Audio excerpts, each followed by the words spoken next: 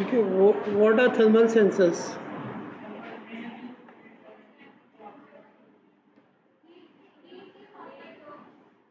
हमने we had a definition जो हमने पढ़ी थी कि सेंसर्स क्या होते हैं, याद है सेंसर्स क्या होते हैं? हाँ, one form of energy to another form of energy, और हमने स्पेसिफिकली कहा था कि one form of energy into electrical form या किसी भी क्लोज टू इलेक्ट्रिकल एनर्जी में कन्वर्ट करेंगे। अच्छा, तो दैट्स मीन थर्मल सेंसर से हम क्या चीज़ डिटेक्ट करेंगे? थर्मल एनर्जी डिटेक्ट करेंगे, हीट एनर्जी जिसे कहते हैं। ठीक है, तो हम थर्मल एनर्जी से स्टार्ट करते हैं। थर्मल एनर्जी क्या होती है?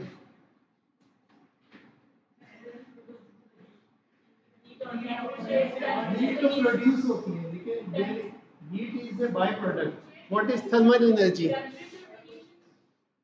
आगे और उसके अलावा एनर्जी होगी नहीं।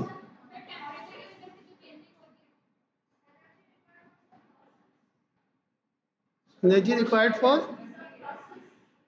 सम प्रोसेस और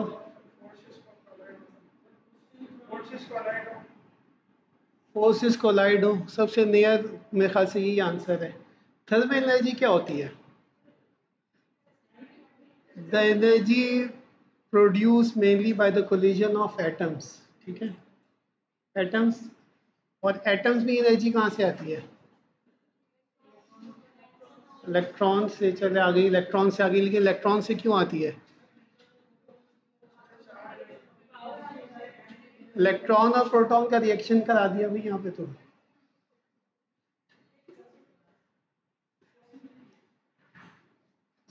नॉर्मली इलेक्ट्रॉन्स या एटम्स जो है वो वाइब्रेट कर रहे होते हैं, अपनी पोजीशन में फिक्स नहीं होते।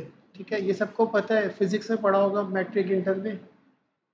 हम वहीं की बात करते हैं, हम बीएस को भुला चुके हैं, हम फिजिक्स में की बात कर रहे हैं सारी। तो आपके पास एटम्स के अंदर एनर्जी होती है, यू ऑल नो। ठीक है, एटम्स की, और जो एटम्स है वो स्टेशनरी नहीं है। ठीक है, वो दे आर ऑल मूविंग। ठीक है, उनके मूवमेंट से जो कोलिजन प्रोड्यूस होता है, तो जो फ्रिक्शन होती है वो अपनी कुछ एनर्जी लॉस करते हैं in the form of heat. ठीक है, in the form of light भी होता है, तो लाइट की फॉर्म में होता है वो डिफरेंट इलेक्ट्रोमैग्नेटिक रेज होती हैं। X ray is one of them के वो निकलती है। याद है एक्स रे का कॉन्सेप्ट? कितने टाइप की होती है एक्स रेज? कौन कौन सी? Alpha beta gamma. तो एक्स एक्स कहाँ गया?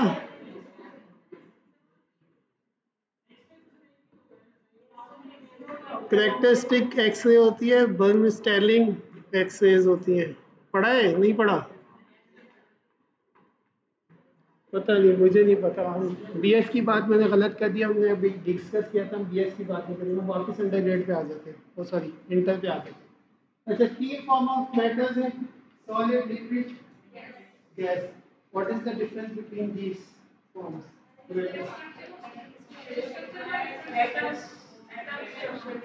The space between the atoms, molecule. नहीं, अरेंजमेंट ऑफ पार्टिकल तो सॉलिड वेरी भी करती है ना। What is the main difference between solid, liquid, gas? Let's say water, water is in gaseous form भी है, लिक्विड फॉर्म भी है, सॉलिड फॉर्म भी है। ठीक है, आइस और लिक्विड वाटर और वेपर्स की फॉर्म में आपके पास आगे। What is the difference? The main difference is the distance between the two atoms, molecule. ठीक है, मॉलिक्यूल्स में और एटम्स के दरमियान जो डिस्टेंस होता है, जितना ज़्यादा होगा वो उतना क्या होगा? बिल्कुल करीब है सॉलिड, थोड़ा सा डिस्टेंस क्रिएट कर दें, लिक्विड की कॉल कर दें तो गैस। पढ़ा मैंने ये सब डिवीजन। वैसे ये सारी चीजें लिखेंगे, atoms are strongly bonded solid के अंदर। इसके अंदर लूजली बॉन्डेड होता है, बहुत ही ज्यादा लूजली बॉन्डेड होता है। फिर the molecule are at rest, the material have zero thermal energy. ठीक है, अगर रेस्ट पे होगा तो जीरो थर्मल एनर्जी होता है। पता है ना सबको?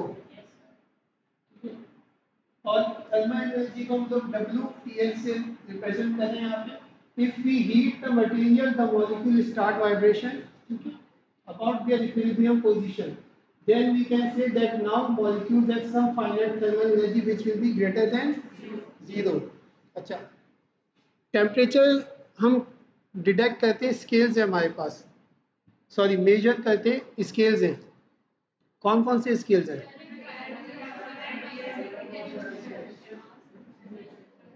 Kelvin, Fahrenheit, Celsius. फिर सेल्सियस को सेंटीग्रेड भी कहते हैं, ठीक है। और तीसरा, चौथा, चौथा आर से होता है एक, आर से होता है कोई सा एक। अच्छा, वो अभी आगे डिस्कस कर लेते हैं, ठीक है। इसमें से एब्सोल्यूट थर्मल एनर्जी को कौन सा वाला डिटेक्ट करता है? केल्विन डिटेक्ट करता है। तीन में से लेट्स अभी तीन आपको पता है, क्योंकि केल्विन जो सेल्सियस है और वो जीरो पे केल्विन की वैल्यू क्या होती है? 273 होती है और फ़ारेनहाइट की 32 होती है। तो ठीक है, तो ये इसमें कोई और पॉइंट तो लिक्विड मॉलिक्यूलर एनर्जी। अच्छा, लिक्विड में और सॉलिड में क्या फर्क होगा? लिक्विड में वो अपनी पोजीशन पे वाइब्रेट कर रहे होते हैं, और लिक्विड में जो है वो, सॉरी, सॉलिड में अपनी पोजीशन पे वाइब्रेट करते हैं। लिक्विड में क्या होगा? स्लाइड करते हैं एक दूसरे के ऊपर वाइब्रेट, क्योंकि फ्री फॉर्म में वो अपनी पोजीशन चेंज कर सकते हैं। गैस में भी यूजली होता है और वो और इजीली मूव कर सकते हैं, ठीक है।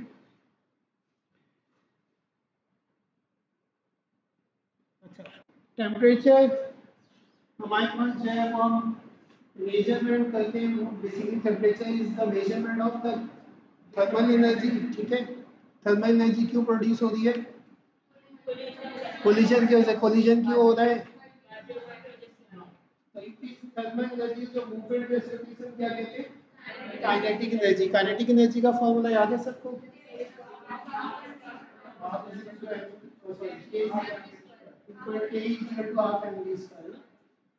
अच्छा, हमारे पास जो स्केल्स हैं वो चार चीज़ों को डिफाइन करते हैं। बेसिकली हम लोग जो कैलिब्रेशन पॉइंट करते हैं, अगर हम फॉर एग्जांपल कोई भी थर्मामीटर आया उसे कैलिब्रेट करना है, तो हम कैसे कैलिब्रेट करेंगे? हम प्योर वाटर ले लेंगे, उसे फ्रीज करेंगे, the freezing point will be zero, 0 degree Celsius. और उसे हम कहेंगे कि ये एक हमारा रेफरेंस पॉइंट हो गया, ये zero, it should be zero. और इसी तरह उसे हम हीट अप करेंगे, जहाँ पे बॉयल हो जाएगा वो पॉइंट क्या होगा? 100 डिग्री सेल्सियस का होगा। तो हमने कुछ इक्विलिब्रियम स्टेट्स बताई हुई है कि इस लिक्विड गैस इक्विलिब्रियम स्टेट को जो कैलकुलेशन में यूज होता है, ऑक्सीजन यूज करके, सॉलिड लिक्विड और लिक्विड गैस के लिए वाटर यूज करते हैं, ठीक है। इसीलिए सॉलिड से लिक्विड इक्विलिब्रियम में गोल्ड भी यूज होता है। Temperature scale were defined by assigning numerical values to the temperature। जो भी इनपर टेम्परेचर रेफरेंस पॉइंट है आपने न्यूमेरिकल वैल्यूज दे दी। और जो जितने भी स्केल्स हैं, जो चार स्केल्स हमारे पास बने हुए, उनमें से जो मेन डिफरेंस होता है लोकेशन ऑफ देयर जीरो, वहाँ पे वो जीरो प्लेस कर दें, और दो वैल्यूज के दरमियान जो इंक्रीमेंट वैल्यू है वो कितनी आ रही है, या तो the size of their smallest unit. ये डिफर करती है दो स्केल्स को एक से दूसरे से, ठीक है। For example, zero thermal energy हमने कैलिब्रेशन पॉइंट रख लिया, जीरो थर्मल एनर्जी जहाँ पे केल्विन जीरो होगा, और लैंकाइन जो आर से केल्विन को दूसरा वाला स्केल है, तो फ़ारेनहाइट और सेल्सियस, ये दोनों एब्सोल्यूट है, ठीक है।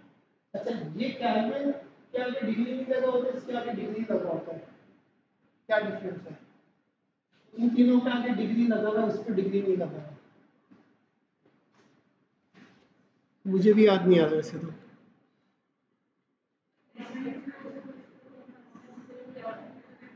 नीचे लिखा हुआ नहीं है, बताएं क्यों? ये तीनों जो है मेजरेबल डिग्रीज है, ये थर्मल डिग्रीज है, ये स्केल है बेसिकली, ये टेम्परेचर सेंसर मेजरमेंट नहीं है, ठीक है। इसे कन्वर्जन स्केल में इन्होंने बनाया है, जहाँ तक मुझे याद है। मेरे पास यही कुछ डिफरेंस था कि ये तीनों मेजरेबल स्केल्स होते हैं जो आप मेजर कर सकते हैं। थर्मामीटर एग्जिस्ट करता है तो इस पर डिग्री आप हीट बताते हैं, इतनी डिग्री ऑफ हीट मौजूद है। ये this is the reference point जो बुक्स में होता है नॉर्मली, जो कैलकुलेशन के लिए होता है, इसका स्केल होता है। इसका का कोई रीजन था, आप गूगल कर लीजिए, ठीक है, हो सकता है एग्जाम में पूछे। अच्छा,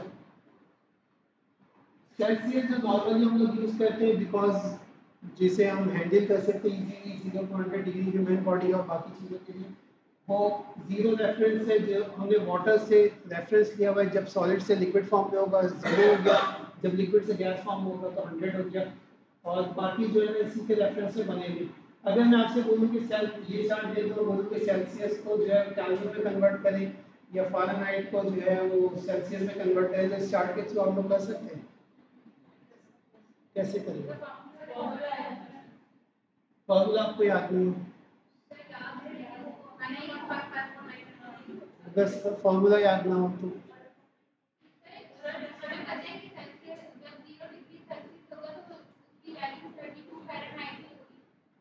नहीं, ये चार्ट मैंने दे दिया आपको, ये चार्ट दे दिया और आपसे कहा कि फॉर्मूले भुला दिया आपको, अब कहा कि अब निकालो।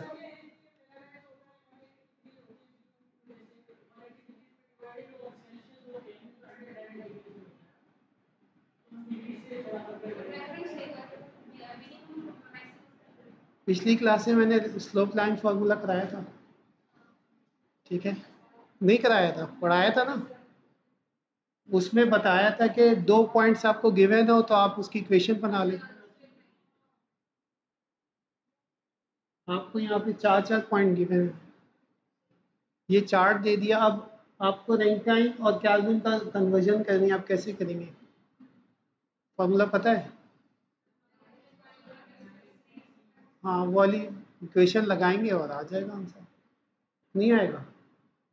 फॉर्मूला निकालें, लेट से केल्विन को रैंकाइन में कन्वर्ट करना है, फॉर्मूला निकालें। निकालें, कैसे निकालेंगे? निकालें।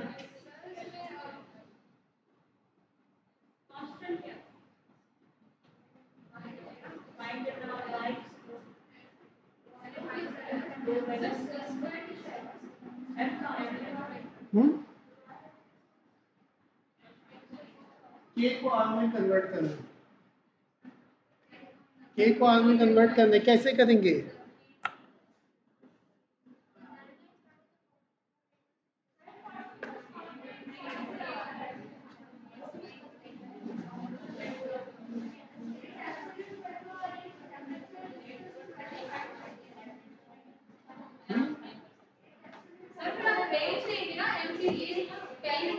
ये चार्ट दिया हुआ है ना, ये चार्ट दिया हुआ है, तो वही तो कह रहा हूँ, करें निकालें।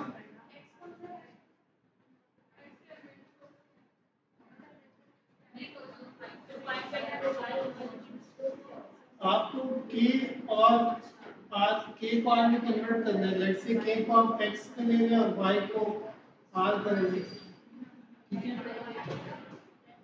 पहला पॉइंट क्या होगा? जीरो पे जीरो, सबसे आसान।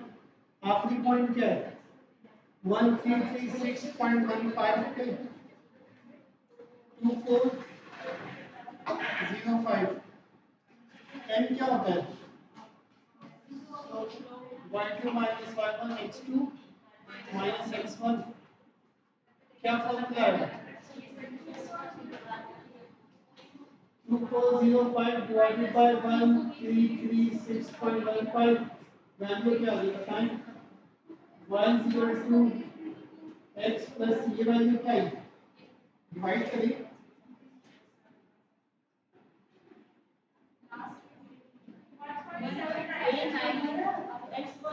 1.79, ठीक है? सबको ये आ रहा है, तो सी कैसे निकालेंगे?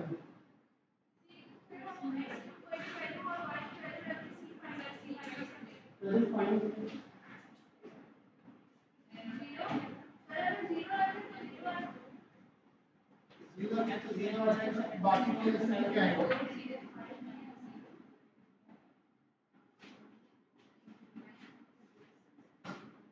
लेट्स सी, ये वाली वैल्यू डालते तो क्या आएगा?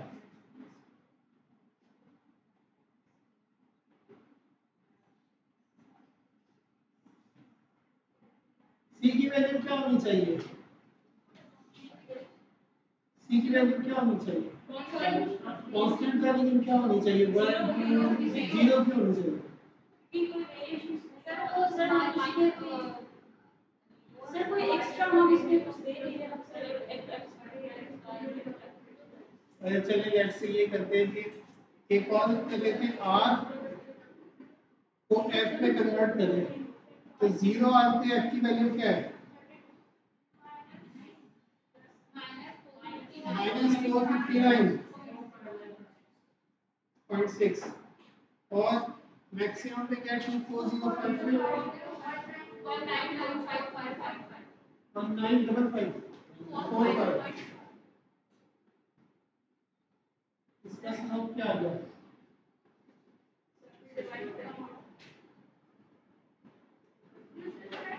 जी बेटा जी बोलिए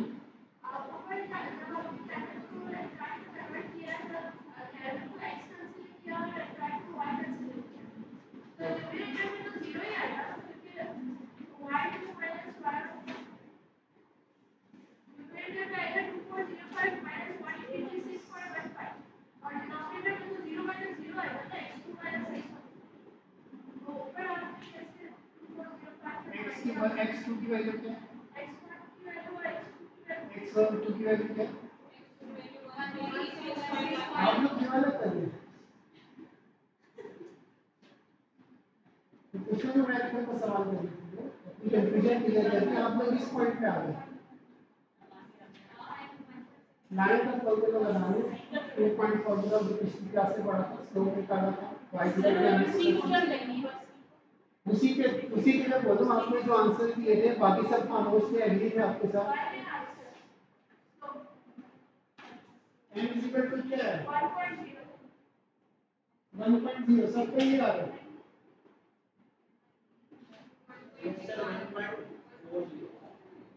40 यानी कि ये 40 4 टाइम्स 0 हाँ तो 1 0 कर लेते इसका मतलब है कि y equal to x plus c इसकी इक्वेशन ये बनेगी c की वैल्यू क्या होगा कितने बता तो c माइनस 4 कितनी है ना माइनस माइनस प्लस हो जाएगा ऐसे यहाँ पे अब c की वैल्यू क्या होगी यहाँ पे c की वैल्यू क्या होगी ये वाली इक्वेशन में आपका दो इक्वेशन आ गई एक इक्वेशन ये वाली आएगी और एक इक्वेशन ये वाली आएगी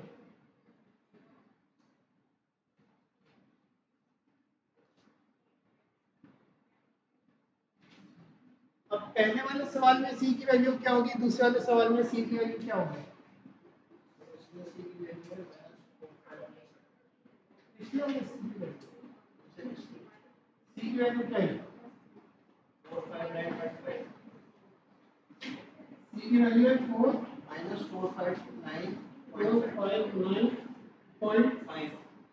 459.5 है 6 है ये 6 है ना यहाँ पे 5 आएगा 6 आएगा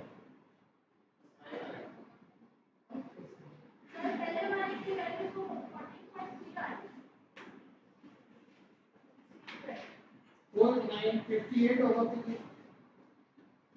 ये कुछ देखो बोला कर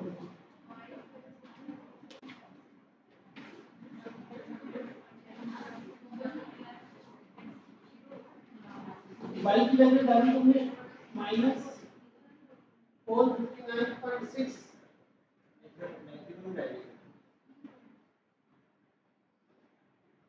वैसे का दूसरी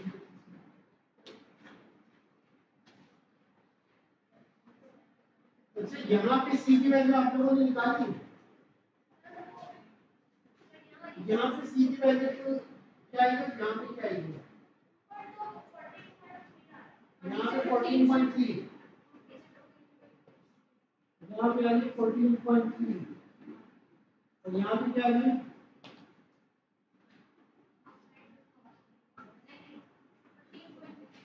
यहाँ पे 15.3 आ रही है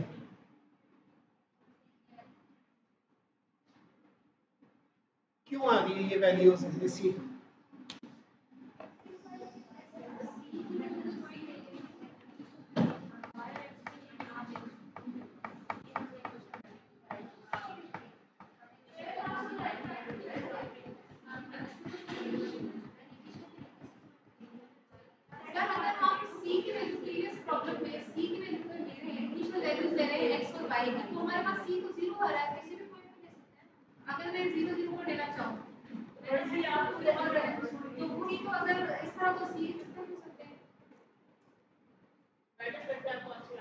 आप लोगों की वैल्यू क्या आ रही है, पहले ये बताएं मुझे।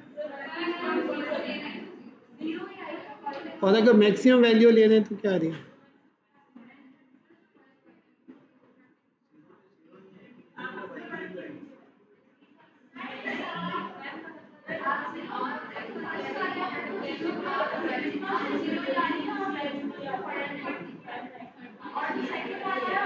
मैक्सिमम में 14.3 नहीं आनी चाहिए, मैक्सिमम पे भी 0 आनी चाहिए।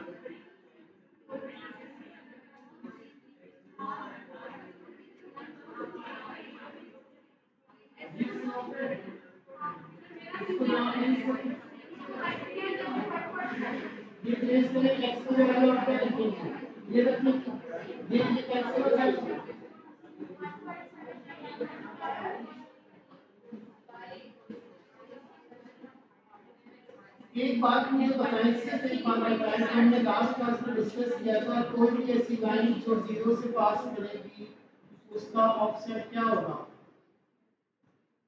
0 होगा। तो सी की वैल्यू यहाँ पर क्या होनी चाहिए? तो इसमें बहस की बात ही नहीं, सीधी सी बात है। आपने और एक चीज जो ओरिजिन से पास करी है, जो ओरिजिन से पास करी है उसकी वैल्यू क्या होगी? 0 होगी। ठीक है। अच्छा, अगर आप मैक्सिमम वैल्यू डालेंगे, ये क्या है? x और ये y है। यहाँ x को प्लेस करें और y को यहाँ प्लेस करें और ये 1.79 को जोड़ने के लिए आप bc का प्लेस कर दें।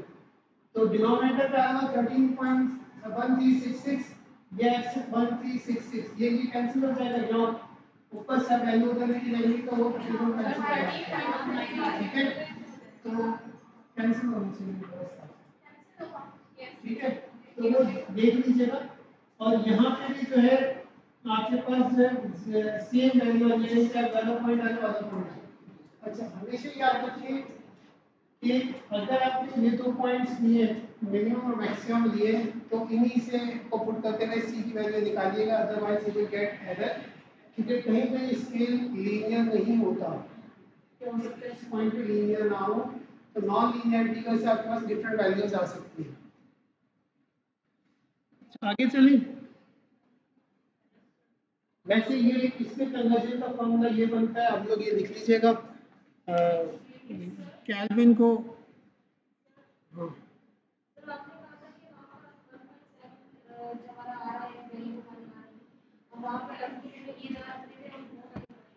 वो तो आपने उसी को डिवाइड किया है ना, उसका 1.79 निकाला है। क्योंकि मैंने इसलिए कहा है कि जब आपका कैलकुलेटर में 1.79 नहीं आ रहा, नंबर चल रहे होंगे आगे, तो एंड तक रखें तो फिर आपको एग्जैक्टली सेम वैल्यू आएगी।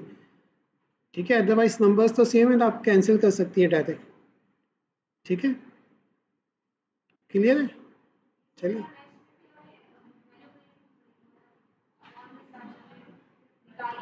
मर्जी आप ऐसा करना चाहें वैसे कर लें, कोई इतना मसला नहीं है। वैल्यू में पॉइंट्स में मसला आता है तो उसकी वजह से एब्सलूट कट नहीं हो रहा है ना, न्यूमेरिकल वैल्यू चल रही है पॉइंट के बाद, तो वो कब के पास जाके जीरो आंसर दे वो नहीं पता आपको। ठीक है,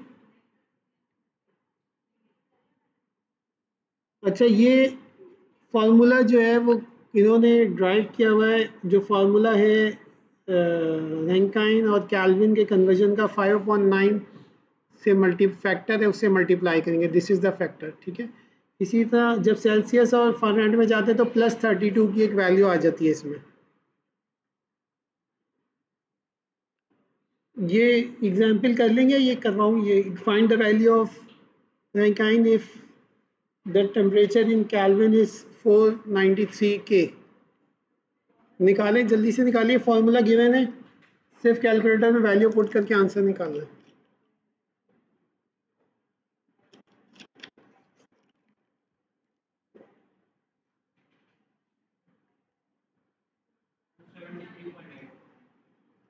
टू 273.8 सबका ये आंसर आ रहा है।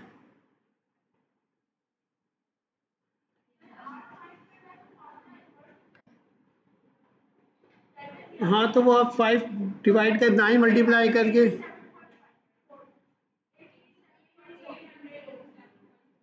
हाँ, यहाँ पे something value in between this होना चाहिए, 337 और 887.4। हाँ, ठीक है, सबका ये आंसर आ रहा है। अच्छा, रिलेटिव टेम्परेचर स्केल्स जो है वो उनमें डिफरेंट वैल्यूज दी है। नॉर्मली में क्या होता है, जीरो की शिफ्टिंग की वजह से जो स्केल अप डाउन है सारे, किसी ने एब्सोल्यूट पे जीरो दिया हुआ है, किसी ने टेम्परेचर वाटर के कन्वर्जन सॉल्यूशन को रेफरेंस बनाया हुआ है, वहाँ पे जीरो दिया हुआ है। तो ये डिफरेंसेस हैं जो आप एक वैल्यू पता हो तो दूसरी वैल्यू निकाल सकते हैं। लेट्स से आपको सेल्सियस में वैल्यू पता है तो आप फ़ारेनहाइट में निकाल सकते हैं, फ़ारेनहाइट की वैल्यू पता है तो आप केल्विन में कन्वर्ट कर सकते हैं। तो there is an example कि अगर given temperature 59 degree Celsius convert it into Kelvin, Fahrenheit and Rankine। निकाले आंसर, निकाले जल्दी जल्दी निकाले आंसर, बहुत ही बेसिक्स है ये तो।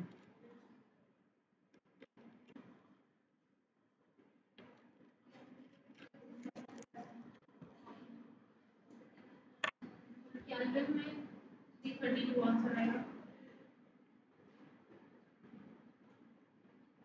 332 सबका आ रहा है ये आंसर, सिर्फ यस का ही है, निकाला भी है।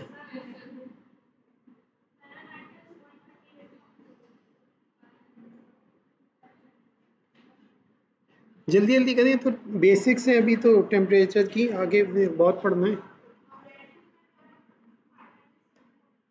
रैंकिन में 597, रैंकिन में 597 सबका यहाँ सही है। फ़ारेनहाइट में क्या आ रहा है? 138.2 डिग्री फ़ारेनहाइट। ठीक है, सबके आंसर आ गए। अच्छा, अब आप देयर इज ए कन्वर्जन कि अगर थर्मल एनर्जी आपने निकालनी है तो कैसे निकालेंगे? थर्मल एनर्जी बराबर होगी 3/2 बोल्ट्जमैन कांस्टेंट इनटू टेंपरेचर। तो आपके पास जो बोल्ट्जमैन कांस्टेंट है इसकी fix value I think 1.38 into 10⁻23 kelvin per joule, sorry joule per kelvin. और यहाँ पे जो टेम्परेचर आप यूज कर रहे हैं, क्योंकि ये कांस्टेंट जूल्स पर केल्विन में है तो आपको यहाँ पे भी टेम्परेचर केल्विन में यूज करना होगा। Is it clear? अब मुझे काइनेटिक एनर्जी निकालनी है। ठीक है, ये थर्मल एनर्जी बराबर होगी मटेरियल की काइनेटिक एनर्जी के बराबर होगी। क्यों? क्योंकि हमने कहा जो थर्मल एनर्जी प्रोड्यूस होगी किस वजह से हो रही है? वाइब्रेशन की वजह से। वाइब्रेशन किस वजह से? वाइब्रेशन काइनेटिक एनर्जी मूवमेंट की वजह से। तो काइनेटिक एनर्जी बराबर होगी किसके? थर्मल एनर्जी की। तो अगर मैं आपसे बोलूं कि what is the speed of molecule in A 20 degree Celsius jar, और मैं आपको आपको टेम्परेचर दे दिया, आपको मास दे दिया और आपसे बोल दूं कि स्पीड निकालें, तो आप निकाल सकते हैं। हाफ एम वी स्क्वायर से क्या आएगा? वेट करें, equating the kinetic energy of the molecule to the thermal energy, we get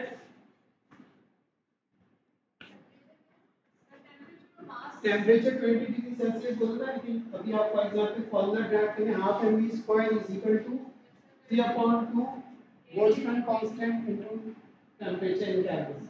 ठीक है, जब आप वैल्यूज शिफ्ट करें इधर उधर करें और स्क्वायर का वैल्यू ले लें तो velocity will be equal to underscore c कैल 3 kT अपॉन m। ठीक है, हाँ वो मैंने एज ए एग्जाम्पल दिया था, आगे एक एग्जाम्पल आ रही है उसमें हम सॉल्व कर लीजिएगा। ये नोट कर लिया सब ने? यहाँ पे कोई कंफ्यूजन तो नहीं है कि कैसे क्यों? अभी गिवन नहीं है ना, ये तो अभी फॉर्मूला ड्राइव किया। ठीक है, कर लिया सब ने? ये इसमें confusion. This is the example. A sample of oxygen gas has a temperature of 90 degree Fahrenheit. If its molecular mass is 5.3 into 10 raised to the power minus 26 kg, find the average thermal speed of a molecule. Mass given है, temperature given है, Kelvin में convert करना पड़ेगा। Boltzmann constant 1.38 10 raised to the power minus 23। ठीक है, यहाँ पे देख लें केल्विन फ़ारेनहाइट का डायरेक्ट फॉर्मूला है तो यहाँ पे आप फ़ारेनहाइट को सेल्सियस में कन्वर्ट करें, इससे सेल्सियस को केल्विन में कन्वर्ट करें। ये नोट कर लिया।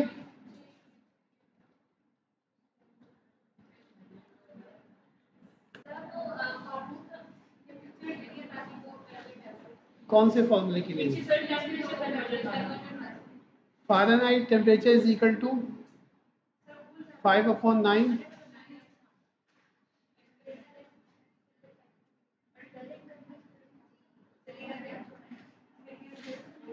Fahrenheit is equal to 9/5 Celsius plus 32.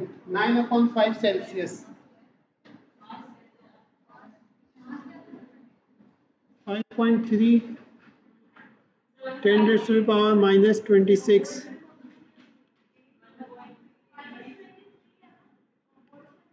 minus 23. 1.38 into 10 raised to the power minus 23.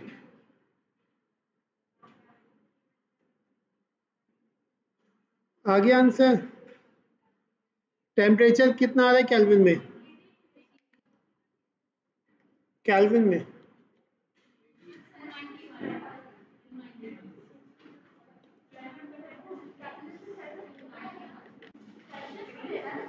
Boltzmann constant की यूनिट क्या है?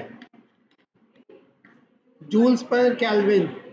तो आपने टेम्परेचर किस में रखना होगा? केल्विन में रखना होगा। 291 आ रहा है सबका।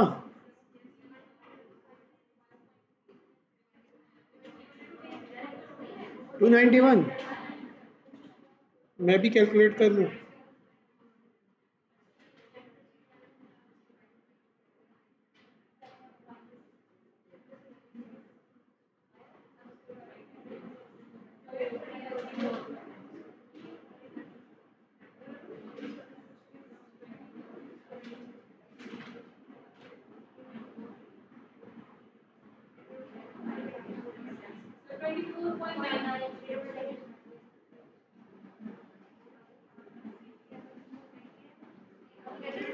केल्विन में टेम्परेचर क्या है? पहले टेम्परेचर तो बताएं।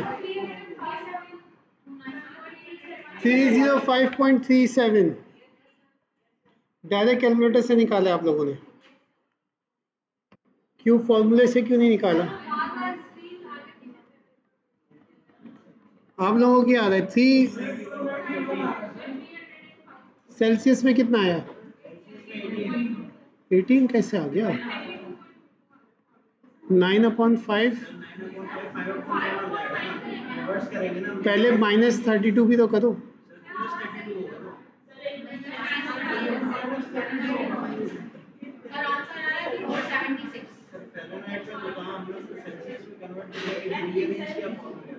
तो इधर +32 और जाके -32 होगा।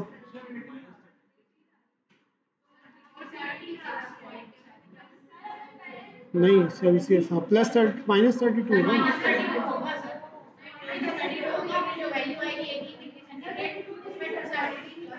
90 - 32 58 into 5 divided by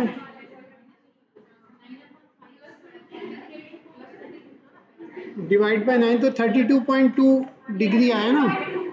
32.2 प्लस 273 करें इसमें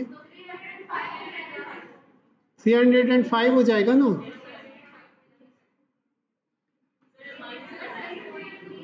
थ्री 305 आएगा ना बेटा। क्यों माइनस होगा? हाँ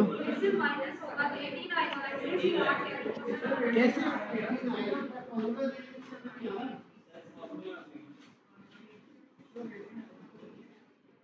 फॉर्मूला क्या है? टेम्परेचर इन फ़ारेनहाइट बराबर है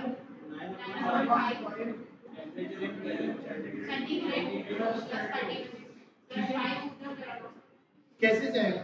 ये प्लस है ना, ये तो लगे कहीं माइनस होगा। ठीक है, ये डिवाइड होगा, यहाँ पे मल्टीप्लाई हो जाएगा, ये मल्टीप्लाई होगा तो डिवाइड हो जाएगा। अब निकालो -32 इज इक्वल टू 58 हो गया। ठीक है 58 into 5 divided by 9 32.2 degree Celsius. ठीक है 273 आपने प्लस करना है 32.2 इज इक्वल टू 305.2 कैलोरी।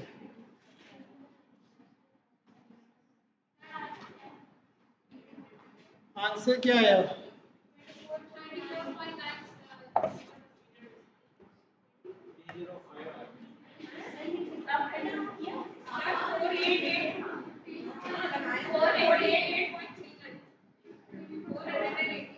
आपका 15.4। इतनी वेरिएशन कैसे आ रही है? पूरा एक ग्राफ यहीं पे बन जाए, वो बेल शेप कर आ जाए पूरा।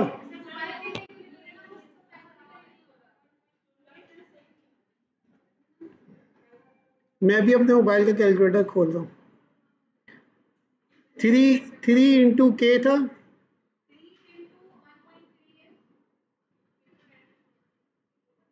थ्री इंटू 1.38 एक्सपोनेंट, चलो 305.2, ठीक है, डिवाइडेड बाय 5.38 5.3, ठीक है 238 माइनस 26 क्यों आ रहा है? ऊपर कितने एक्सपोनेंट थे, नीचे -26, तो 1000 से मल्टीप्लाई कर दे, बस 3 मल्टीप्लाई बाय 1000 कर दे, ठीक है अंडर स्कोर ले इसका अंडर रूट,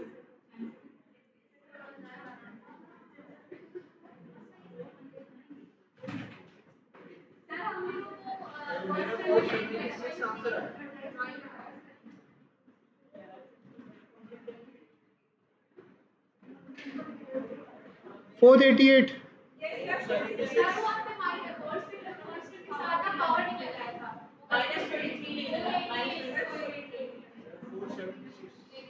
हाँ सही है, यानी कि इतना इतना एरर नहीं होना चाहिए कि एक 480 पे बैठा हुआ है, दूसरा 10-12 पे बैठा हुआ है।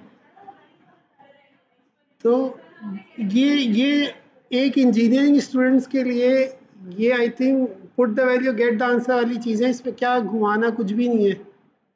इसमें गलतियां करते तो पेपर में सब लोग फेल होंगे। मुझसे कोई नहीं आए रोता हुआ कि सर मेरी जीपीए खराब हो रही है। 488 सही है, ठीक है। कुछ स्टूडेंट बाद में मैसेज करते हैं, सिस्टम को गालियां दे रहे होते हैं, अजीब सा कह रहे होते हैं, मैसेज करते हैं कि सर सिस्टम ही ख़राब है, यहाँ से ये नहीं करना चाहिए। अपनी गलतियां कोई नहीं देखता, ठीक है। ये चीज़ें ये टॉपिक्स मैंने नस्ट में जो है अंडर ग्रेड में पढ़ाए हैं। अच्छा, अब हम अपने टॉपिक की जब आ रहे हैं कि अब हम सेंसिंग कैसे करेंगे, तो बैकग्राउंड का थर्मल एनर्जी क्या होती है, कैसे कैलकुलेट करते हैं, वेलोसिटी ये हो गई। अब हम अपने टॉपिक की जब आते हैं कि एक्चुअल में सेंसिंग कैसे होगी।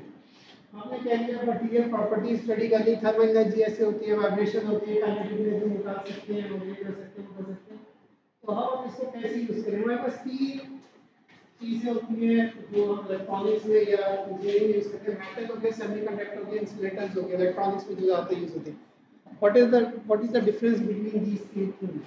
ये 3 एलिमेंट्स हैं या 3 मटेरियल टाइप्स हैं, इनमें क्या फर्क है? कंडक्शन, 3 इलेक्ट्रॉन्स का फर्क होता है, टू बी स्पेसिफिक। ये कैसे, क्या फर्क होता है, कैसे, कौन बताएगा? बैलेंस शेल पे डिपेंड करता है। और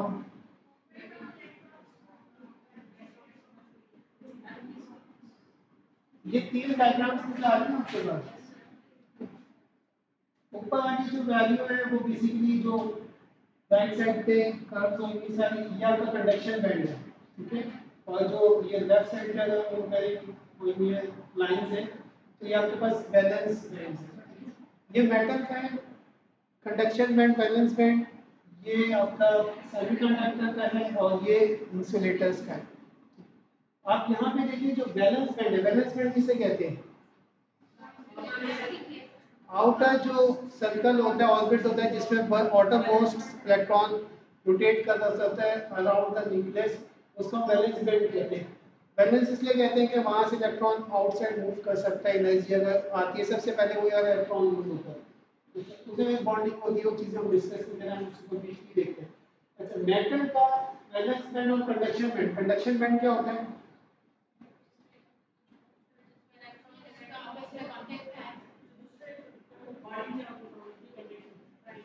जहाँ पे शेयरिंग हो रही होती है या जिस बैंड के अंदर इलेक्ट्रॉन फ्रीली मूव कर सके, क्योंकि जब आप शेयरिंग करते हैं तो वो न्यूक्लियस के अराउंड सर्कल लगाते हैं इधर उधर, तो यहाँ पे फ्रीली मूव कर सकते हैं। तो मेटल का कंडक्शन बैंड और वैलेंस बैंड ये ओवरलैप कर दें, तो इसका मतलब ये है कि अगर कोई भी इलेक्ट्रॉन वैलेंस बैंड के अंदर मौजूद है, उसे कोई एक्स्ट्रा एनर्जी नहीं चाहिए एक जगह से दूसरी जगह मूव करने के लिए, क्योंकि कंडक्शन बैंड क्या हो रहा है, ओवरलैप हो रहा है। फिजिक्स अगर किसी को इंटरेस्ट हो ये कैसे होता है, वो क्या होता है, फिजिक्स में वहाँ से इंटर में पढ़ा होगा, और नहीं तो फिर जाके रिविजन करिए। अच्छा, सेमीकंडक्टर्स में क्या होता है कि there is a small gap, ठीक है, गैप होता है लेकिन स्मॉल होता है वैलेंस और कंडक्शन बैंड में। जो आपने पीएन जंक्शन डायोड देखे होंगे उसमें जरा सा वो इलेक्ट्रॉन पोटेंशियल दे, ईएमएफ दे, इलेक्ट्रोमैग्नेटिक फोर्स दे, तो क्या होता है कि ये जो वैलेंस बैंड है क्योंकि एनर्जी लो होती है, तो वो इलेक्ट्रॉन्स जंप कर जाते हैं वैलेंस बैंड से कंडक्शन बैंड में, जहाँ पे वो फ्रीली मूव करते। जो आपने इलेक्ट्रॉन होल पेयर्स की पूरी थ्योरी पढ़ी होगी पीएन सेमीकंडक्टर डायोड्स में, सबसे पहला जो कोर्स होता है इलेक्ट्रॉनिक्स का उसमें पढ़ाई जाती है रजिस्टर्स के बाद, ठीक है। डोपिंग इफेक्ट्स होते हैं, सारी चीज़ें होती हैं, होल क्रिएट किए जाते हैं, इलेक्ट्रॉन्स क्रिएट किए जाते हैं, ठीक है। यहाँ पे क्या होता है, इंसुलेटर में गैप बहुत ज़्यादा होता है, तो बैलेंस बैंड को कंडक्शन यानी मूव करने के लिए इलेक्ट्रॉन को बहुत ज़्यादा एनर्जी रिक्वायर्ड होती है। कहीं तो इतनी ज़्यादा एनर्जी रिक्वायर्ड होती है कि इंसुलेटर खुद इट सेल्फ जो है वो बर्न आउट हो जाता है। जो आप वुड को देखें, आप हीट दें उसे, बेसिकली क्या होती है, ये सारी हीट एनर्जी, थर्मल एनर्जी जो स्टोर कर रहा है तो वो फ्लो कर रहा है इलेक्ट्रॉन। यहाँ पे क्या होता है कि यहाँ पे ज़्यादा होती है तो आप हीट देते हैं वो एब्जॉर्व करता है, लेकिन एक जगह का बैंड कम नहीं हो रहा, लेकिन उसकी जो अपना पोटेंशियल है वो ख़त्म हो गया एब्जॉर्व करने का, तो क्या होता है, बर्न हो जाता है। लकड़ी की एग्जाम्पल आपके सामने, आप इसे हीट प्रोवाइड करें, आग वाली हीट नहीं करें बल्कि वो लगा दें, क्या कहते हैं, सोल्डर लगा दें, सोल्डर भी लगाएं, एक वक्त आएगा काले होकर जलना शुरू हो जाएगी लेकिन इलेक्ट्रॉन कंडक्ट नहीं करेगी। तो ये थ्योरी इंपॉर्टेंट है जो आपको पता होना चाहिए कि थर्मल एनर्जी को आप कैसे रेजिस्टेंस में कन्वर्ट करेंगे और कैसे रेजिस्टेंस को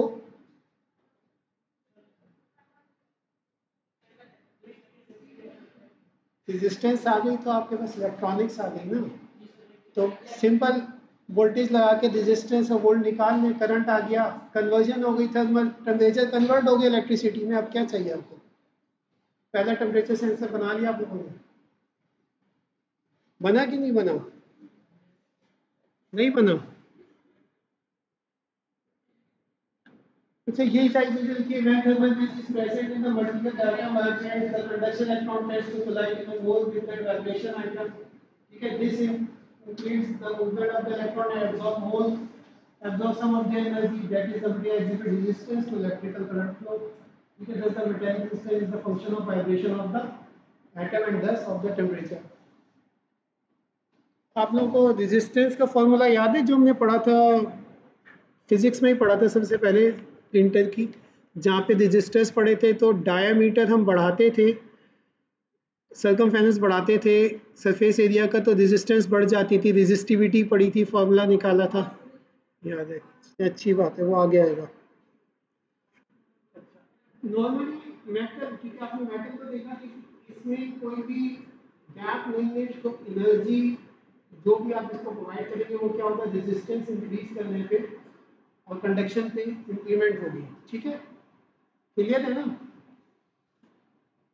डायग्राम क्लियर है। यहाँ पे कोई गैप नहीं है तो इसे कोई ऑफसेट वोल्टेज नहीं चाहिए, कोई बेस वोल्टेज नहीं चाहिए यहाँ से इलेक्ट्रॉन को ऊपर जंप कराने के लिए, यहाँ पे इलेक्ट्रॉन ऊपर नीचे जंप कर दे, कंडक्शन बैलेंस बैंड में जा दे, ठीक है, सही है। तो इसका मतलब ये है कि मैं जितनी भी हीट एनर्जी दूंगा मेटल को, तो वो क्या करेगा, अपनी रेजिस्टेंस रिलेटिव टू हीट जो है वो बढ़ाएगा, ठीक है। This is the increase in the temperature, this is increase in the resistance. जैसे जैसे मैं टेम्परेचर बढ़ाऊंगा रेजिस्टेंस इंक्रीज होती रहेगी। अच्छा ये दो कर्व दिखाए हैं, दो डिफरेंट मटेरियल के, ये प्लैटिनियम का, ये निकल का है। रेजिस्टेंस आपने टेम्परेचर बढ़ाया -100 से लेके 600 डिग्री सेल्सियस है तक गए, तो इसमें जो रेजिस्टिविटी है वो विद रिस्पेक्ट टू टेम्परेचर जो है वो चेंज होना शुरू हो गई।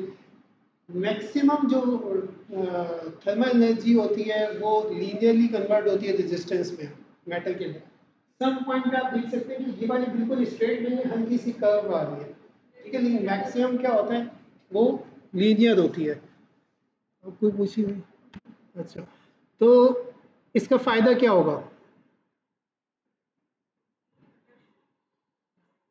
अगर एक मेटल की कर्व लीनियर है तो इसका फायदा क्या होगा? इजी होगा डिज़ाइन करना, क्योंकि हमने देखा था कि अगर पिछले लेक्चर्स याद हो तो हमने जहाँ सेंसिटिविटी देखी थी वहाँ पे हमने ये भी डिस्कस किया था, जहाँ पे इक्वेशन बनाई थी सबसे पहली इक्वेशन जो हुई थी, हमने ये डिस्कस किया था कि ये इस रीजन के लिए स्पेसिफिक है। आप इस रीजन से बाहर जाएंगे तो नॉन लीनियर होगा सिस्टम, और क्या होगी, इसकी इक्वेशन चेंज हो जाएगी। याद है वो एक कर्व थी, उसमें बीच के पोर्शन में सिर्फ वो लीनियर पोर्शन आ रहा था। दिखाई दी कर्व लास्ट टाइम के? नहीं दिखाई थी, नहीं दिखाई थी। चलें आगे फिर दिखा देंगे किसी और क्लास में। तो अगर मैं इसके ये वाला पॉइंट लूँ और ये वाला पॉइंट लूँ तो ऑलमोस्ट जो है ना वो लीनियर लाइन बनेगी, ठीक है। इसी तरह इसका लूँ तो ये ऑलमोस्ट लीनियर लाइन होगी जिसमें थोड़ी बहुत डेविएशन आ रही होगी, जो मैंने लास्ट टाइम कल भी दिखाई दिया। आप लोगों को अगर याद नहीं आ रही तो नेक्स्ट टाइम दिखा देंगे। इसका फ़ायदा क्या होगा कि हमारे पास इक्वेशन जो होगी वो लीनियर होगी और इजी टू कैलकुलेट होगा, क्योंकि जितनी कॉम्प्लेक्स इक्वेशन होती है, जितनी नॉन लीनियरिटीज आती हैं, आपकी पावर जो है वो square cube and so on बढ़ता रहता है इक्वेशन में। यहाँ पे रेजिस्टिविटी जो है वो किसके बराबर होती है, हमने डिस्कस किया लेंथ अपॉन। अगर आप लेंथ बढ़ाएंगे तो रेजिस्टेंस बढ़ेगी, एरिया बढ़ाएंगे तो रेजिस्टेंस कम हो जाएगी। इस प्रिंसिपल को तो एक्सप्लेन करने की जरूरत नहीं है। The principal increase in resistance with temperature is due to the change in the resistivity, which is a constant जो इसका slope है basically।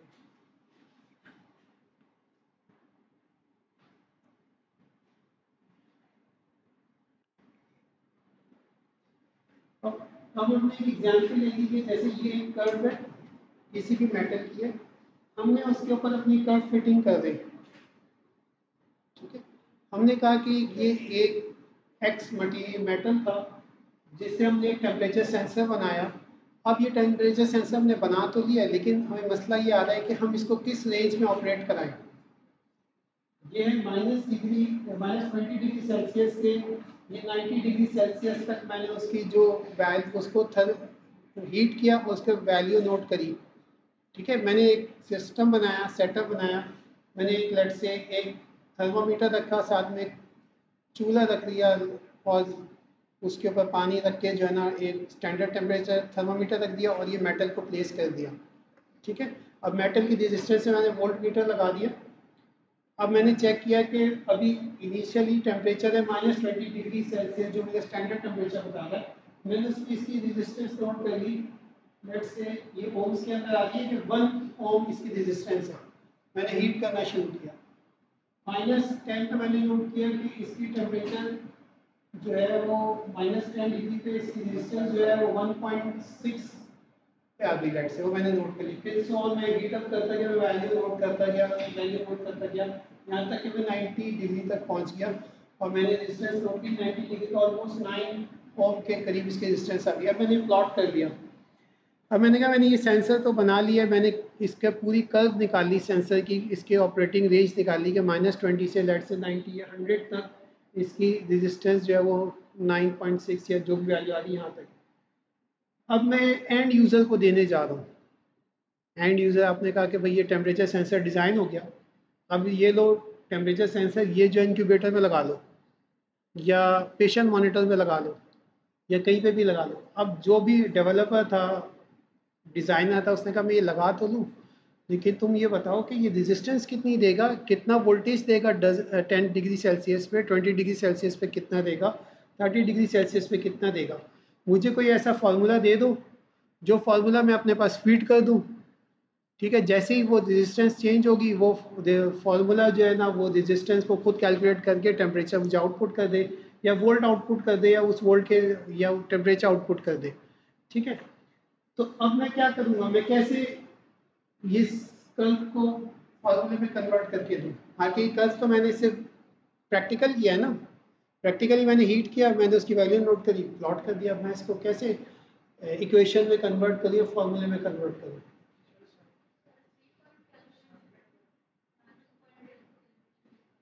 वो तो कैलकुलेट होगा ना सेंसर। आप सैम्पलिंग कैसे?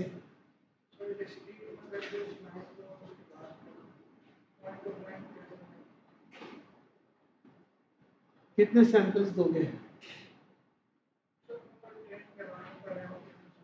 एआई लगाओगे, ट्रेन कराओगे, मशीन लर्निंग? क्या काम डायरेक्ट? देखो सैंपल्स दो, जब भी दोगे ना, तुमने कहा कि जैसे तुमने एक ग्राफ बनाया था जिन वैल्यूज के, तुमने कहा ये सैंपल है, ये पूरे ले लो, उसी डाल देना वैल्यू। तो यार तुम्हारा क्या फ़ायदा, तुम इंजीनियर कैसे हो? ये तो लुकअप टेबल में बना दूंगा, लुकअप टेबल से मैंने वैल्यू देखी, लेट से तुमने -20 और -10 की वैल्यू ली थी, बीच में -15 आ गया, अब मैं क्या करूँ? मिड पॉइंट निकालो, फिर मैं एक नया फार्मूला लगाऊं इस पर, तो मुझे एक फार्मूला दे दो। ठीक है, तो इसमें जो है ना, आपने जब सेंसर डिज़ाइन कर रहे होते हैं ना, तो आपके पास नॉर्मली इसी तरह का कर्व आता है। फिर जब आप ऐसे डिज़ाइनर आप क्या करेंगे कि भाई मैं चाहता हूँ अपना सेंसर जो ऑपरेट करूँ वो इन दो पॉइंट्स के दरमियान ऑपरेट करूँ। आपने देखा होगा ना, आपने कोई भी सेंसर लिया वो उसमें लिखा होता है यहाँ से यहाँ तक ऑपरेट एफिशिएंसी इतनी है, एक्यूरेसी इतनी है। ठीक है, ये वैल्यू इतनी है, उसके अलावा क्या ऑपरेट नहीं होता। उसके अलावा भी आप टेम्परेचर पे रखें उस सेंसर को तो वैल्यू तो दिया रहा होता है, लेकिन वो सही वैल्यू नहीं होती, आपके लिए सही डिटेक्ट नहीं करना। क्यों? क्योंकि उसने जो फॉर्मूला दिया हुआ आपको एक रेंज का दिया हुआ है। समझ में आ रही है बात?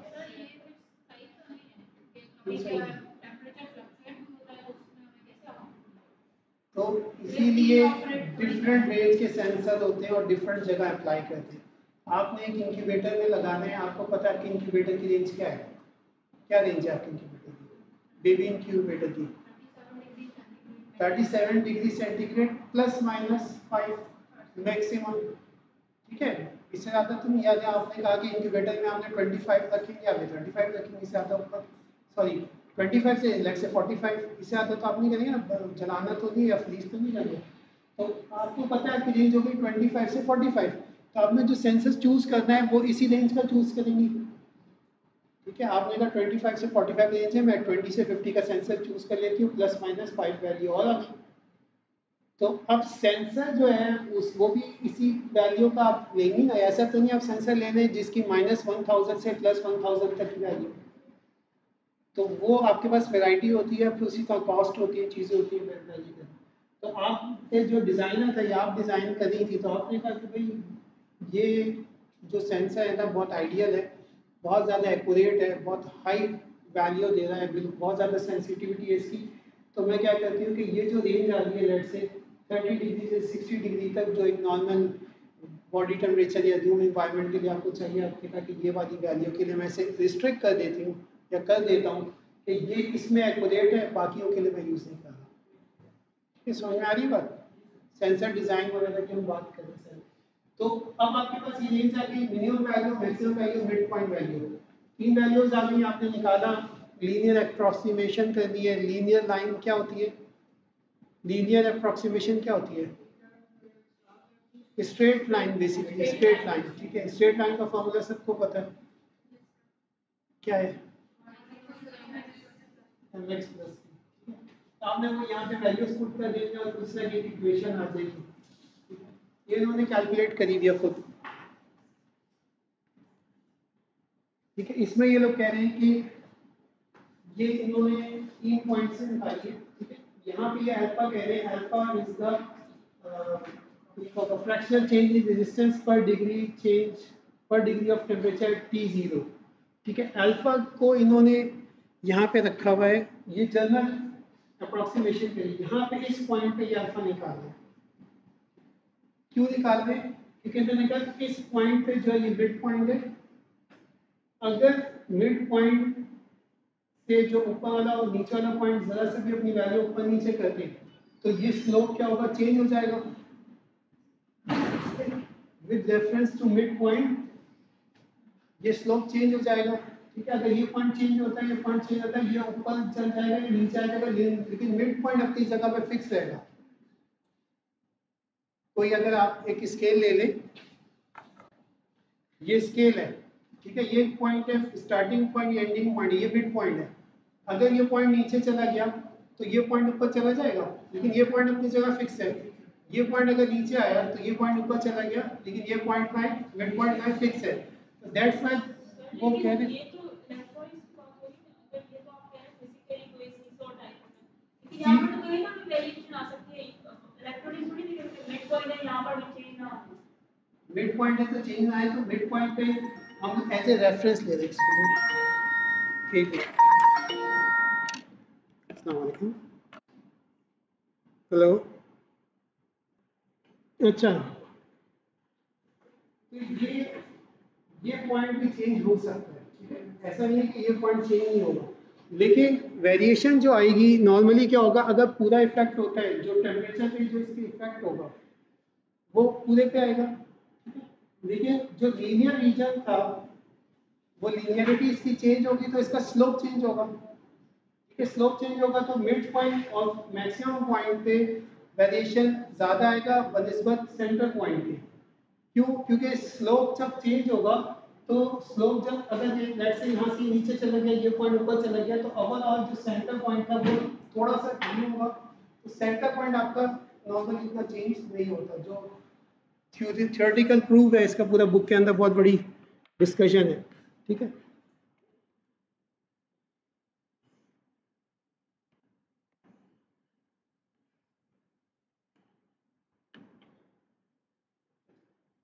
इसके ऊपर क्या करें, ये जो अल्फा होगा ये फ्रैक्शनल चेंज इन रेजिस्टेंस होगा, जो आपने कैलकुलेट करेंगे कहाँ से,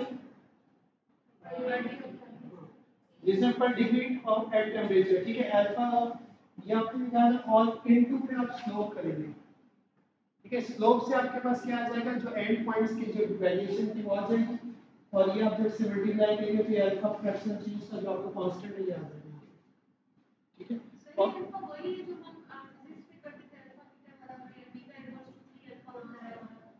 नहीं फिजिक्स में तो वो डिफरेंट,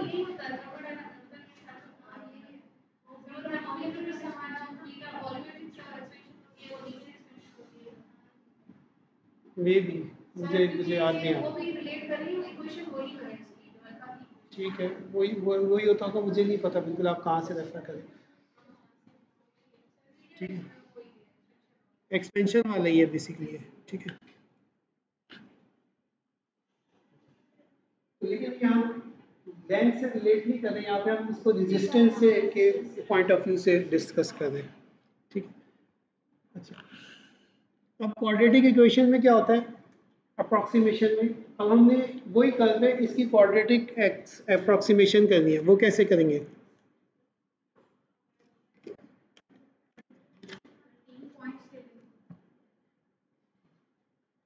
नॉर्मली हम क्या करेंगे, एक equation from this point two this point होगी, ठीक है, और दूसरी इक्वेशन यहाँ से यहाँ तक की होगी, लेकिन इसको ड्राइव करने की ज़रूरत नहीं है, ये हमारे पास ऑलरेडी जो है वो ड्राइव हुई भी है। ठीक है, डेरिवेशन वगैरह नहीं आएंगी, नॉर्मली आपको ये पता होना चाहिए कि क्या है। ठीक है, इसमें दो अल्फा हो जाएंगे आपके पास, एक अल्फा 1 होगा from lower to mid point और अल्फा 2 होगा from mid point to higher point.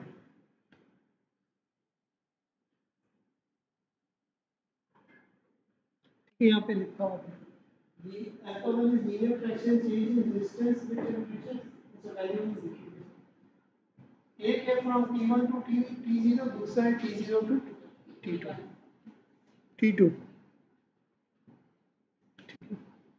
अच्छा, फॉर एग्जांपल आपके पास you have a sample of metal resistance versus temperature has the following measurements. ठीक है, find the linear approximation of the resistance versus temperature between 60 to 90 degree Fahrenheit, ये निकालें। आपको कितने points चाहिए, 3 पॉइंट्स चाहिए। हाँ स्टार्टिंग एंडिंग और मिड। हाँ स्टार्टिंग एंडिंग गिवन है, मिड पॉइंट क्या होगा यहाँ पे टेबल में 75 हो जाएगा, निकालें कैलकुलेट करें। हाँ ये देखिए ना बेटा, 1 2 3 4 5 6 7 7 है ना, 3 और 3 ऊपर हो गए 75 से 8.8।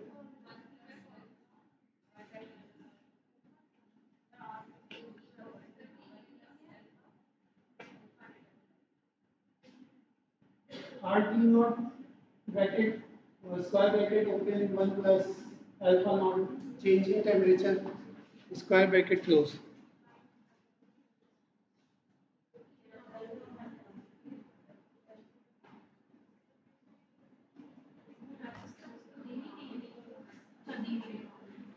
फॉर्मूला नोट कर लिया, नीचे अल्फा का भी फॉर्मूला नोट कर लें।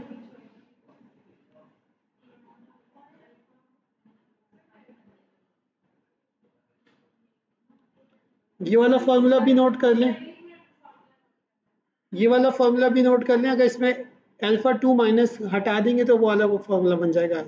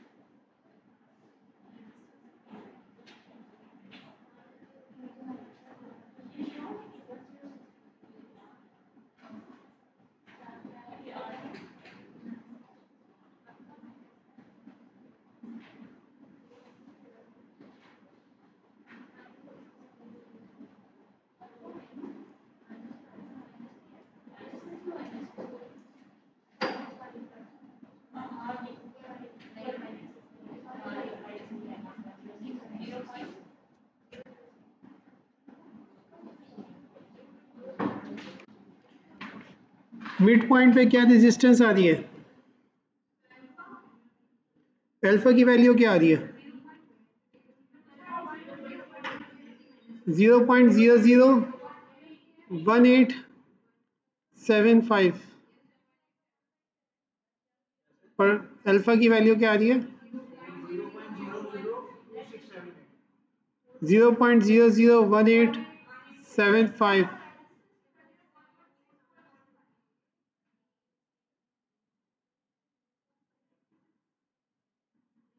मिड पॉइंट की रेजिस्टेंस की वैल्यू क्या आई है,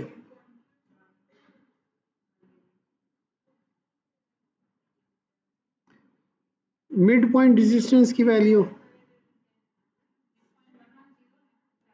110.2 गिवन है। ठीक है, अल्फा आपने निकाल लिया तो आपके पास आंसर आ जाएगा।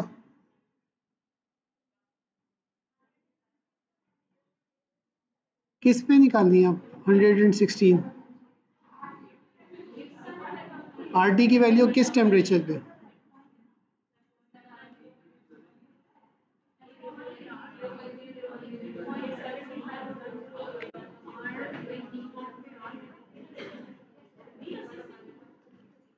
अल्फा निकाल लिया सबने,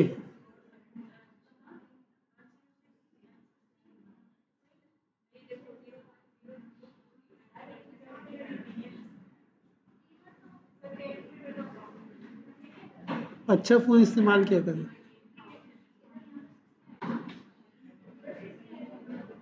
बेटा हम लोगों ने निकालना क्या है, सवाल समझ में आया था? आपने कैलकुलेट क्या करना है, मेजर क्या करना है, आपने लीनियर अप्रॉक्सीमेशन निकालनी थी, इसका मतलब है कि आपने इक्वेशन निकालनी वाली, ठीक है। उस इक्वेशन के अंदर दो अननोन थे, एक मिड पॉइंट अननोन था, ठीक है, और एक अल्फा की वैल्यू अननोन थी। मिड पॉइंट आपके पास चार्ट से आ गया 75 सेल्सियस 75 डिग्री फ़ारेनहाइट पे 110.2 डिग्री ओम्स, ठीक है। ये मिड पॉइंट आ गया ना 75 डिग्री फ़ारेनहाइट पे 110.2 ओम्स, ठीक है। तो ये आपने वैल्यू नोट कर दी, ठीक है। फॉर्मूले में आपने यहाँ मिड पॉइंट रेजिस्टेंस रखा और change in temperature T minus mid point कर दिया, ठीक है।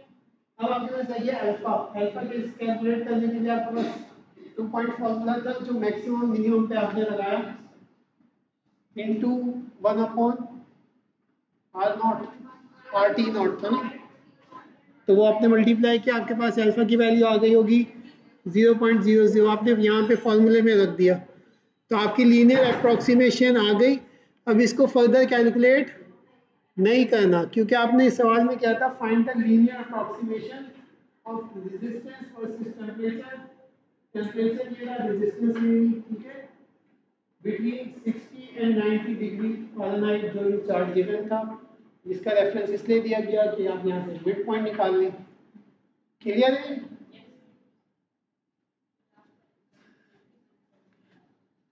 अब ये वाला सवाल करें। अब ये कह रहे हैं find the quadratic approximation of distance versus temperature between the same data. A1 आपने निकाला हुआ है,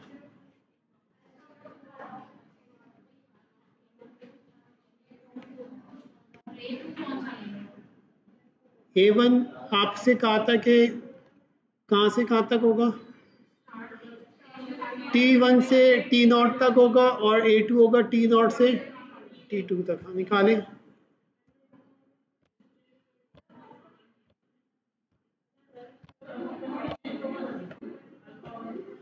अल्फा 1 चेंज क्यों होगा? अल्फा 1 तो पहले भी मिड पॉइंट से होता है ना, reference change in temperature with reference to mid point. Alpha की तो डेफिनेशन मिड पॉइंट थी ना। अल्फा 1 तो वही रहेगा, अल्फा 2 चेंज हो जाएगा, अल्फा 1 तो वही रहेगा, अल्फा 2 चेंज हो जाएगा, अल्फा 2 तो कैलकुलेट ही नहीं किया। अब मिड पॉइंट से मैक्सिमम तक क्या कैलकुलेट करोगे?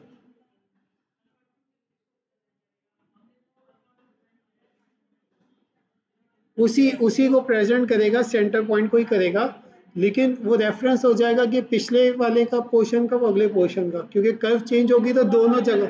हाँ,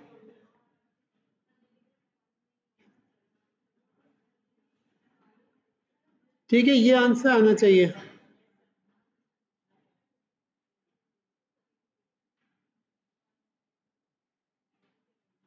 ये इक्वेशन नोट कर लें, आर टी की लास्ट में जो आ रही है सबकी ये इक्वेशन आनी चाहिए, ये नोट कर लें, फिर अगला एग्जाम्पल करनी है, जल्दी से नोट करें।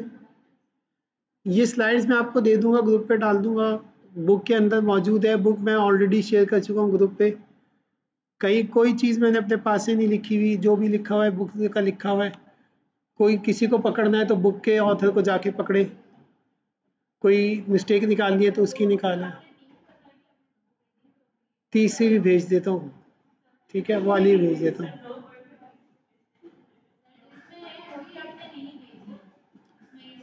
वो वाली मैंने बता दिया था किसी को कि गूगल कर लेना,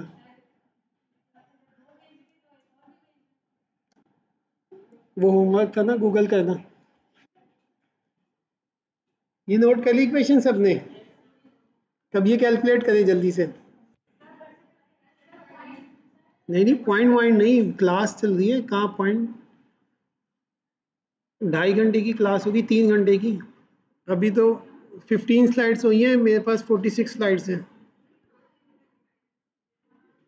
एक एक हफ्ते के लेक्चर आप लोग 2-2 हफ्ते में ख़त्म कर दें। पिछला वाला लेक्चर भी 1 हफ्ते का था, वो 2 हफ्ते चला है। जल्दी जल्दी करें, फिर हम अपने टॉपिक पे। अभी तो हमने सेंसर स्टार्ट नहीं किया, अभी तो हम उसकी थ्योरी पढ़ रहे हैं सारी।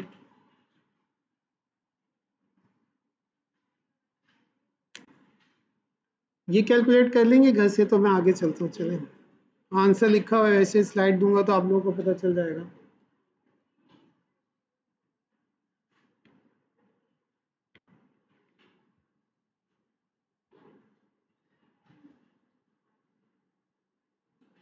व्हीट स्टोन ब्रिज पढ़ा हुआ है सबने? क्या होता है?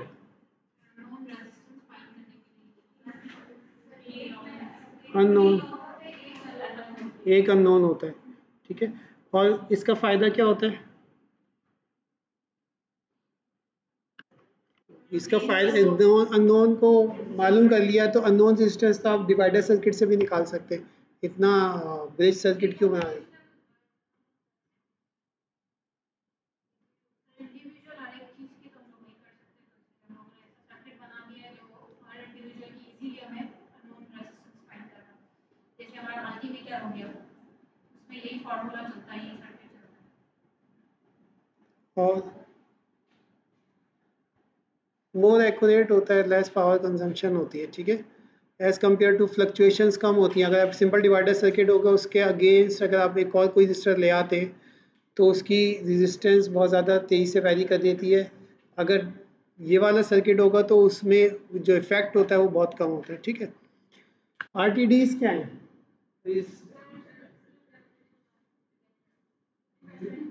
रेजिस्टेंस टेम्परेचर डिटेक्टर्स आरटीडीज हैं। बेसिकली ये मेटल बेस्ड डिटेक्टर्स होते हैं, ठीक है।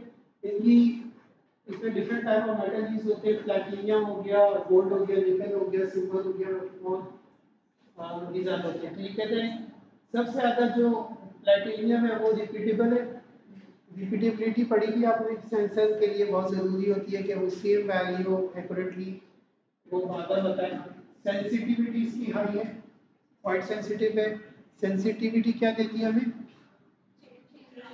Change in output with respect to change in input, ठीक है। सेंसिटिविटी हाई होने का मतलब है कि slight change in input will be detect by the sensor and output में प्रोड्यूस होगा, ठीक है। लेकिन साथ में ये है वेरी एक्सपेंसिव, क्योंकि platinum is a rare metal जो बहुत कम होता है। सिमिलरली निकल is not quite as repeatable, most लेकिन more sensitive है, less expensive है। तो ज़्यादातर जगह पे निकल यूज होता है, और उसका उसके ऊपर हम अपने फॉर्मूलाज वगैरह फिट करके उसे सेट कर देते हैं। The sensitivity, RTD sensitivity can be noted from the typical value of alpha naught. For platinum, it is around 0.004 degree Celsius per degree Celsius, और निकल के लिए 0.005 per degree Celsius, ठीक है। इट मीन्स कि 0.4 ओम्स का जो RTD है would be expected 100 ohm platinum based RTD if the temperature change by 1 degree Celsius, ठीक है। इसी तरह रिस्पांस टाइम जो है वो इस RTD का वैरी करता है, डिपेंड वो किस तरह हुए, क्या कहते हैं, डेवलप किए गए, ठीक है। डिफरेंट मटेरियल्स के साथ उसकी जो फिर मैन्युफैक्चरिंग होती है उसके ऊपर डिपेंड करता है कि, क्योंकि सिंपल सिर्फ प्योर प्लेटिनियम प्योर निकल नहीं होता, ऑल दी इम्प्योरिटीज वगैरह उसमें ऐड की जाती है, चीज़ें की जाती है। नॉन टिपिकली 0.5 से 5 सेकंड्स तक होता है। RTD simply a metal wire usually bonded on A form of chip, इसको बीड्स सेंसर भी कहते हैं। इसकी पिक्चर मेरे पास है नहीं, ठीक है। ये बीड्स की फॉर्म में होते हैं, छोटे छोटे से होते हैं। नॉर्मली आपने देखा होगा, आजकल चल रहा है सफ़ेद कलर का बॉक्स होता है, उसमें एक वायर लटका हुआ होता है, साथ में उसके एंड में इतना सा मेटल होता है, वो नॉर्मली आरटीडी बेस्ड होते हैं, ठीक है। सिंगल कंडीशनिंग के लिए बेस सर्किट कॉन्फ़िगरेशन यूज़ करते हैं। नेक्स्ट क्लास में व्हीट स्टोन ब्रिज का थोड़ा सा ओवरव्यू ले लेंगे, सबको मेरे ख्याल से याद नहीं होगा व्हीट स्टोन ब्रिज, लेकिन डिटेल में अगर याद नहीं है तो इसको छोड़ दें। जब हम स्ट्रेन गेजेस पढ़ेंगे उस वक्त व्हीट स्टोन ब्रिज थोड़ा अच्छे से पढ़ लेंगे, क्योंकि स्ट्रेन गेजेस में व्हीट स्टोन ब्रिज अच्छा सा यूज़ होता है। अच्छा, power dissipation, the device that cause a heating effect, जो है वो पावर डेसिपेट हो जाए चेंज इन टेम्परेचर से निकालते हैं।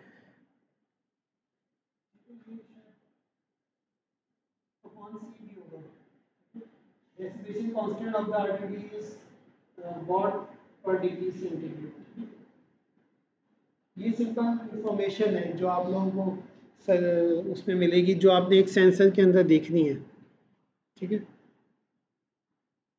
ये वाले एग्जाम्पल सॉल्व करें फिर छुट्टी करते हैं, और अगर नहीं करेंगे तो फिर बैठे हैं। फॉर्मूला दिया हुआ है, लिखा हुआ था, कहाँ है?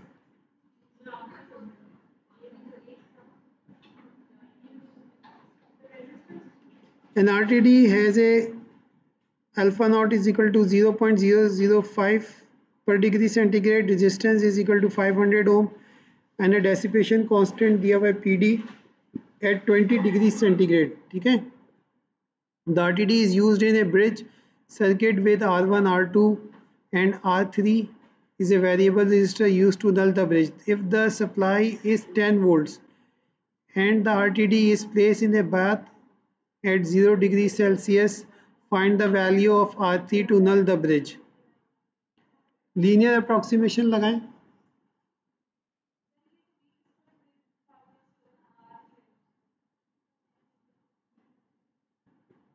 लेकिन कर्व तो आपकी वहीं से आएगी ना। आर तो आप उस वक्त निकालेंगे जब आपको बीडी स्टोन पे रखना होगा। पहले आप वैल्यूज तो निकालें, रेजिस्टेंस तो निकालें कि लीनियर अप्रॉक्सीमेशन से रेजिस्टेंस क्या है उसकी।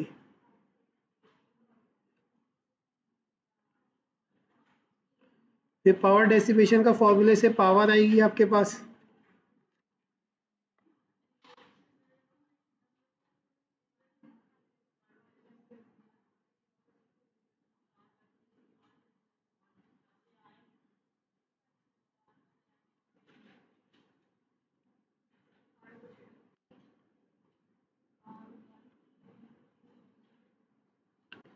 ये नोट कर लें। जिस तरह की एनर्जी लग रही है यहाँ पे कोई इसकी से सॉल्व नहीं होगा। लीनियर अप्रॉक्सीमेशन से आप निकालेंगे रेजिस्टेंस, ठीक है, फिर आप उससे पावर डेसिपेशन निकालेंगे कितनी हुई है, P upon P D, P given है, पी डी गिवन है, P आपने निकाल लिया है, P अपॉन पी डी से आपके पास चेंज इन टेम्परेचर आएगा, उस चेंज इन टेम्परेचर की वजह से जो रेजिस्टेंस पे इफेक्ट आएगा वो आप निकालेंगे। ठीक है, क्योंकि T माइनस वैल्यू थी ना, तो वो चेंज इन टेम्परेचर आप यहाँ पे प्लेस करेंगे तो रेजिस्टेंस आपके पास चेंज आ गई, 454.5 आ जाएगी। तो आपको जो नल करना होगा ना वीवीडी स्टोन ब्रिज को, 454.5 पे होगा।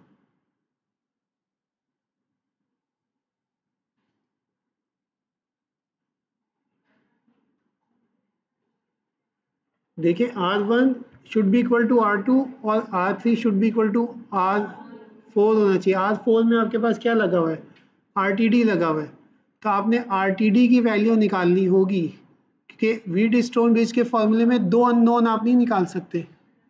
ठीक है, तो आपको RTD की वैल्यू पता होगी तो R3 की वैल्यू वही हो जाएगी। तो RTD जो है आपका रेजिस्टेंस टेम्परेचर डिटेक्टर है, ये किससे निकलेगा, लीनियर अप्रॉक्सीमेशन, पिछला सवाल सॉल्व किया था ना आपने। ठीक है, तो उससे आपने निकाल लिया, आपके पास 20 डिग्री पे वैल्यूज गिवन है, 0 डिग्री पे आपने निकाल ली, तो आप 0 से जब 20 पे जाएंगे तो there is a temperature change. ठीक है, उस चेंज की वजह से पावर डेसिपेशन होगी। ठीक है, वो पावर डेसिपेशन कैलकुलेट कर ली, उससे टेम्परेचर चेंज आया, आपने इससे रिवर्स इंजीनियरिंग कर दी बेसिकली, और उस टेम्परेचर चेंज से आपने रेजिस्टेंस निकाल ली। नहीं आई बात समझ में? अल्फा भी गिवन है और आर की वैल्यू भी गिवन है, तो पहले वाले फॉर्मूले में लगेगी। ठीक है, क्लियर है, हो जाएगा सॉल्व, ऑल क्लियर। चाय वाय पियोगे उसके बाद समझ में आएगा तुम्हें, कॉफ़ी चाहिए होगी।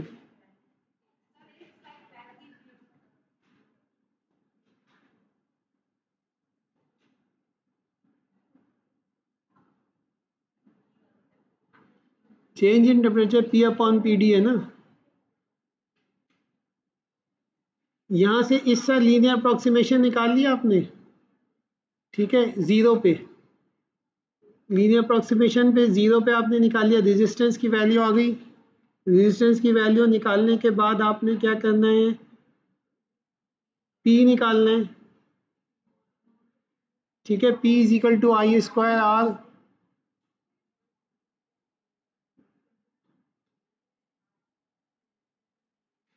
ठीक है, यहीं तक रखते हैं।